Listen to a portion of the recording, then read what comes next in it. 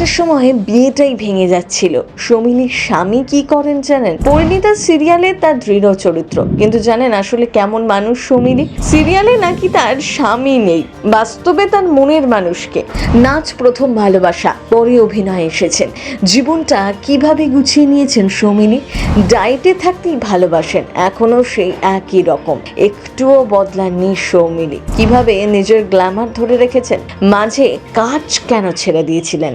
পরিণীতা সিরিয়ালে রায়ানের পিসিমণির চরিত্রে অভিনয় করছেন সৌমিলি। পারুলের পিসি শাশুড়ির চরিত্রে অভিনয় করে দর্শকের মন জয় করেছেন। এখানে পজিটিভ চরিত্র, পারুলের সাথে ভীষণ ভালো সম্পর্ক। খুকিকে কেন্দ্র করে গল্পে নতুন মোড় আসার ইঙ্গিতও মিলেছে একাধিকবার। এর মাঝে বাস্তব জীবনে সৌমিলি রঙিন পৃথিবীর কেন্দ্রবিন্দু হয়ে আছেন তার স্বামী অয়ন ঘোষ, যাকে হয়তো অনেকেই চেনেন না, কারণ তিনি টলিউডের জগৎ থেকে অনেক দূরে। তিনি পেশায় একজন ব্যাংক কর্মী। 2012 সালে অয়নের সাথে বিবাহ বন্ধনে আবদ্ধ হন অভিনেত্রী। অয়ন এবং সৌমিলি একসাথে পেরিয়ে ফেলেছেন 13 বছর। বিবাহ বার্ষিকী বিশেষ দিনে স্বামীর সাথে মধুর মুহূর্তগুলোর ছবি সোশ্যাল মিডিয়ায় ভাগও করে নেন সৌমিলি। কোনো ছবিতে দেখা যায় তিনি স্বামীর কাঁধে মাথা রেখে নিশ্চিন্তে বসে আছেন, আবার কোনো ছবিতে দুজনের চোখে চোখ রেখে অঝোর স্নেহের মুহূর্ত ধরা পড়েছে। নিজের আবেগঘন বার্তায় তিনি লেখেন যে ভালোবাসা অন্ধ নয়, বরং তার স্বামী তার খামতিগুলো দেখেও কখনো গুরুত্ব দেননি। এই কারণে দীর্ঘ পথ চলা আরো মধুর হয়েছে তার, এমনটাই জানান সৌমিলি।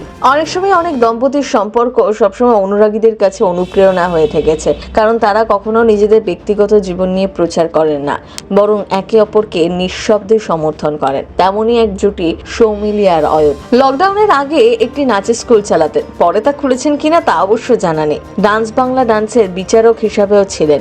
দীর্ঘদিন পর পরিণীতায় তার অভিনয় জগতে পথ চলা শুরু। কর্মজীবনে দীর্ঘ খরা কাটিয়ে স্টার জলসার সাধক রামপ্রসাদে অভিনয় করেছিলেন, আবার ধারাবাহিকে ফিরেছেন।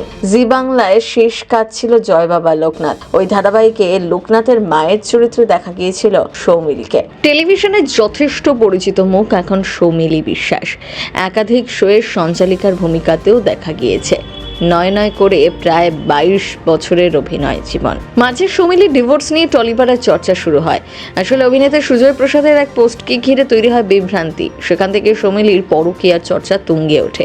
তবে এই নিয়ে সৌমিলি স্পষ্ট করে জানিয়ে দিয়েছিলেন, যার সাথে তার নাম জড়ানো হচ্ছে তিনি সৌমিলির গুরুস্থানীয়। আলো, গ্যারাকল, সংগ্রাম, অগ্নিশপথ, শুধু তোমাকে চাই সিনেমায় কাজ করেছেন। এছাড়াও রান্নাঘর, দিদি নাম্বার 1-এ সঞ্চালিকার ভূমিকার পাশাপাশি ডান্স বাংলা ডান্সের রিয়েলিটি শোতে দেখা গিয়েছে সৌমিলিকে।